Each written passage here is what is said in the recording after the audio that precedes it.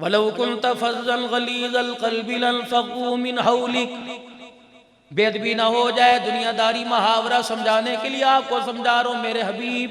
अगर हम आपको चुपशा बना देते, खामोश बना देते, आपकी तबीयत के अंदर मिलान और बात करने का, आपकी तबीयत के अंदर मिजाज पैदा ना करते, तो बिलाल और सुलेमान आपके दरबार में पिटते पिटते कैसे आते। अगर तस्बीह पकड़ा कर आप तो गारे हिरा में तन्हाई में तो पहले बैठा करते थे। जब कुरान करीम का नुज़ूल हुआ, मैंने कहा पैगंबर जितना बैठना था बैठ लिया, बैठने का वक्त नहीं। जिंदगी की आखिरी सांस तक तेरी जुबान होगी, मैं अल्लाह का कलाम होगा। अब बैठने का वक्त खत्म हो गया। मेरा हबीब, जिस मकसद के लिए मैंने आपके सर पर खत्म नबूवत का ताज सजाया और आपके सीने पे मैं अल्लाह ने किताब नाजिल फरमाई, मेरा नबी ये मकसद पूरा करने के लिए अब अपने आप को तैयार करो, हालात आएंगे। मेरा नबी, आपने गुस्से से जवाब नहीं देना, आपने पत्थर का जवाब दुआओं के साथ देना है।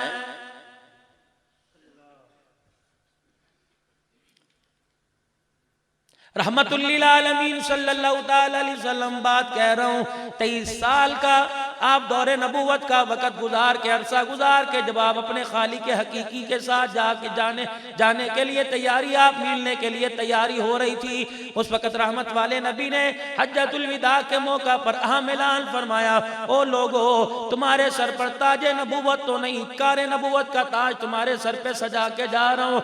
नबूवत का ताज तुम्हारे सर पे नहीं, लोग तुम्हें नबी नहीं कहेंगे, नबियों वाले काम वाला कहेंगे।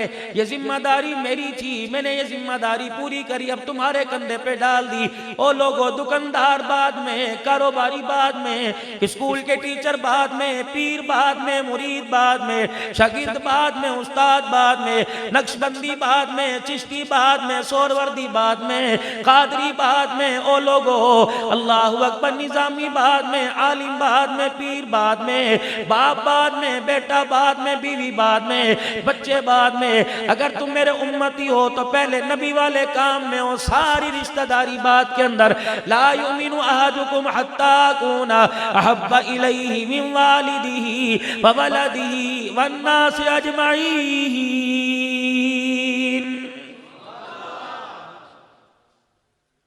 खान बाद में कहलवाना, पठान बाद में कहलवाना, पहले नबी के काम वाले।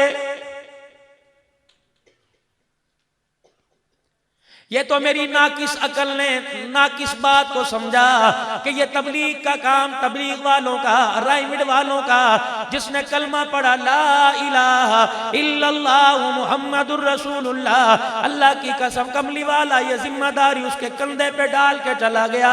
अगर तू अपने आप को उम्मती कहलवाएगा और मुझे अपना नबी कहेगा तो खबरदार, जब तक मेरे काम का बेड़ा नहीं उठाएगा मैं तुझे अपना उम्मती कहने को तैयार नहीं। इलाहुल आलमीन तेरा बंदा कैसे बनूंगा, कमली वाले तेरा उम्मती कैसे बनूंगा। फरमाया, मेरा बंदा होने की निशानी 5 वक्त मेरे आगे झुक के दिखाइयो, मुझे सजदा करके दिखाइयो। अगर मुझे सजदा नहीं करेगा, दुनिया तुझे वजीर आजम कहेगी, दुनिया तुझे सदर पाकिस्तान कहेगी, दुनिया तुझे इलाके का नाजिम कहेगी, दुनिया तुझे चेयरमैन कहेगी, दुनिया तुझे नंबरदार कहेगी, दुनिया तुझे मलिक कहेगी, दुनिया तुझे राजा कहेगी, दुनिया तुझे तबलीग वाला कहेगी, दुनिया तुझे तसव्वुफ की लाइन वाला पीर वाला कहेगी, दुनिया तुझे कारी साहब कहेगी, दुनिया तुझे हाफिज साहब कहेगी, दुनिया तुझे अब्दुल हन्नान सिद्दीकी कहेगी। अगर नमाज के सजदा मेरे आगे नहीं करता, मुसलमान तो दूर की बात में अर्श वाला तुझे इंसान कहने को तैयार नहीं। उलाइका कल अनआम बल हुम अगल। फरमाया, सजदा करके नहीं दिखाएगा, तेरे में और गली के अंदर भौंकने वाले जानवर में कोई फर्क नहीं।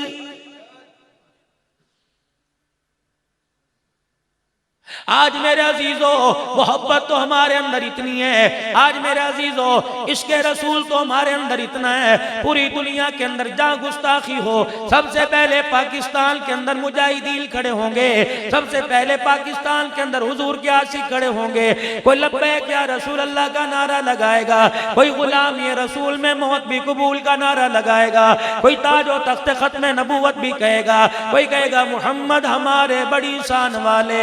मेरे अजीजों प्यार तो इतना है, डेनमार्क और हॉलैंड के अंदर गुस्ताखी हुई, वहां के वजीर आजम का पोस्टर लेकर हमने जमीन पे चस्पा किया और उसके ऊपर पांव रख के खड़े हो गए और कहा गुलाम है रसूल के गुलाम है। मुझे पाकिस्तान वालों ने गुलाम माना, मेरे अकीदे वालों ने गुलाम माना, मेरे मसलक के लोगों ने मुझे गुलाम माना, मेरे सिलसिले के लोगों ने मुझे गुलाम माना, मेरे इलाके के लोगों ने मुझे गुलाम माना।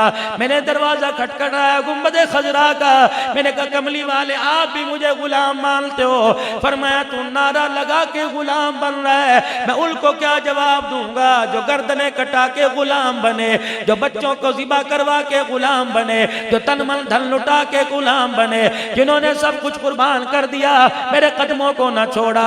बड़े बड़े आए, छोटे छोटे आए, रंग के काले आए, रंग के गोले आए, माल पास नहीं था, हत्ता के पहनने के लिए तन पे ऊपर कुर्ता भी नहीं था, पेट में रोटी कोई नहीं थी, सर पे उकाल टोपी कोई नहीं थी, पैर में उनकी जुत्ती कोई नहीं थी, रहने के लिए मकान कोई नहीं था, अब्बा अब्बा कहने के लिए बेटा बेटा बेटनी कोई था, सुहाग कहने के लिए सही कहने के लिए औरत नहीं थी, बेटा कहने के लिए माँ बाप नहीं थे, अल्लाह अकबर बहन भाई कहने के लिए कुनबा बरादरी ना था, न मकान वाले ना दुकान वाले।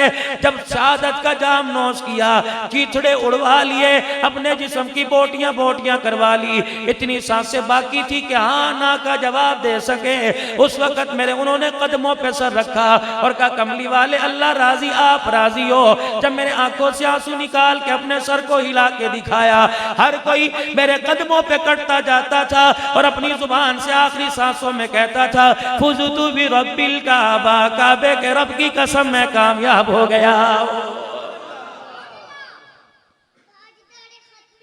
जिंदाबाद जिंदा। अब मैं आपको गुलाम मानूं या किसको गुलाम मानूं? मैंने कहा जी मैं भी किसी ना किसी दर्जे में गुलाम हूँ। और मैं तेरी गुलामी को देख के मेरा सर शर्म से झुक जाता है। अल्लाह अकबर, क्या गुलामी और सर शर्म से तो तुम्हारा झुकना चाहिए था, लेकिन गैरत वाला लफ्ज़ ही तुम्हारी जिंदगियों से निकल गया। नाराज ना होना मेरे बुजुर्गों, ये बेकरामी कोई नहीं। मैं हालात हाज़िरा पर आपसे कुछ अर्ज करके जाऊंगा। अगर मेरी बात गलत साबित हो तो इस कमरे से बाहर जाने का तकरीबन 25 फीट का रास्ता है। आप हर फीट पे मुझे रोक लेना, हर कदम पे रोक लेना। मौलवी साहब ये क्या बात करके गए, इस बात की तस्दीक करके जाओ। मैं दलील ना दे सका तो पैरों में हाथ रख के माफी मांग के जाऊंगा, वरना आप मेरी बात को तस्लीम करो। एक गुलाम वो है जो अपने बच्चे अपना खानदान सब कुछ कुर्बान कर गए, और एक गुलाम वो है जो जुमातुल मुबारक के दिन उस वक्त तक नहा के सफेद जोड़ा पहन के मदीने शरीफ से जाली की मंगवाई टोपी पहन के खुशबू लगा के मदीने का सुरमा लगा के मदीने शरीफ से आई हुई तस्बीह हाथ में पकड़ कर लाल रुमाल मदीने का कंधे पे डाल के, मेरे अजीजों उस वक्त तक खुदा के घर में नहीं आता जब 30 रुपए के अंदर नबी की सुन्नत का सौदा न कराए। मेरे अजीजों उन्होंने बच्चे कुर्बान कर दिए, फिर भी डर रहे पता नहीं गुलामी कबूल होगी कि नहीं। लेकिन मेरे अजीजों तो जुमातुल मुबारक के सजदों से पहले उसकी सुन्नत की धज्जियां उड़ा के कह रहे गुलाम है रसूल के गुलाम है।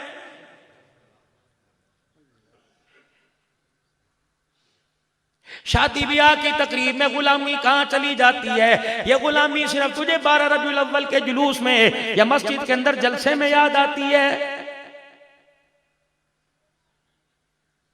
खड़े होकर पेशाब करने में गुलामी कहाँ चली गई? पेशाब किया इस्तिंजा किए बगैर खड़ा हो गया, गुलामी कहाँ चली गई? तितर को अपनी कलाई पे बिठाकर अल्लाह अकबर सारा दिन उसमें ले रहे बच्चों बीवी से हंसना छोड़ दिया, तेरी गुलामी कहाँ चली गई? बेटियों ने सर से दुपट्टा उतार दिया, तेरे माथे पे पसीना ना आया, तेरी गुलामी कहाँ चली गई? तेरी बीवी गिरेबान खोल कर अपने गले से दुपट्टा उतार के गलियों बाजारों में फिर रही है, तेरी गुलामी कहाँ चली गई? शादियों के अंदर खड़े के खाना खा रहे, तेरी गुलामी कहाँ चली गई? बाएं हाथ से सारे काम कर रहे, तेरी गुलामी कहाँ चली गई? पानी खड़े होके पी रहे, तेरी गुलामी कहाँ चली गई?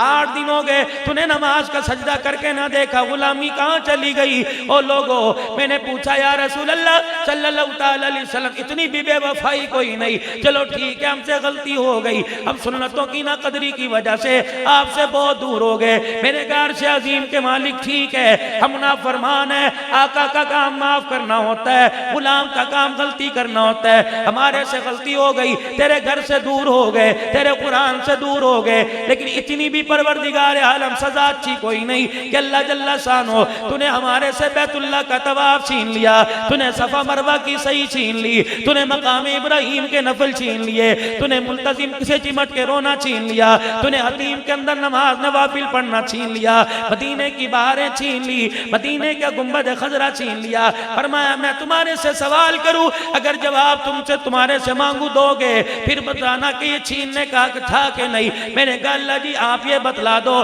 परवरदिगार आलम हमारा पूछने का कोई नहीं, तू बड़ा, तेरी शान बड़ी, मुल्क तेरा, जमीन तेरी, आसमान तेरा है, इलाहुल आलमीन में कोई इख्तियार नहीं तेरे से सवाल करे, लेकिन अल्लाह जी चाहता इतना तो बतला दीजिए कि आपने हमारे से जमजम क्यों ले लिया।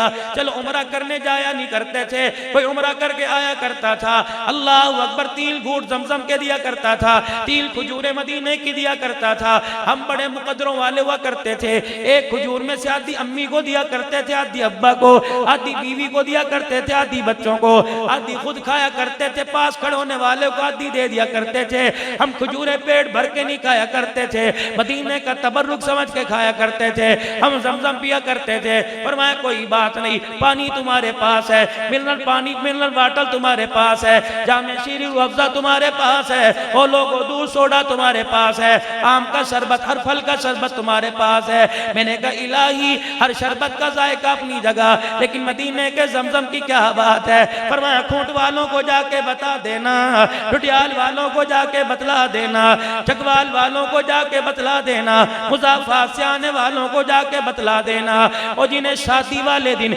अपनी बेटी और बहन की शादी वाली रात, जिन्हें शराब के घूंटों में मजा आ जाए, उन्हें जमजम पिलाने की क्या जरूरत है, और जिन्हें बेटियों और बहनों का हक खाने के बाद डकार भी ना आए, उन्हें मदीने की खजूरें खिलाने की क्या जरूरत है।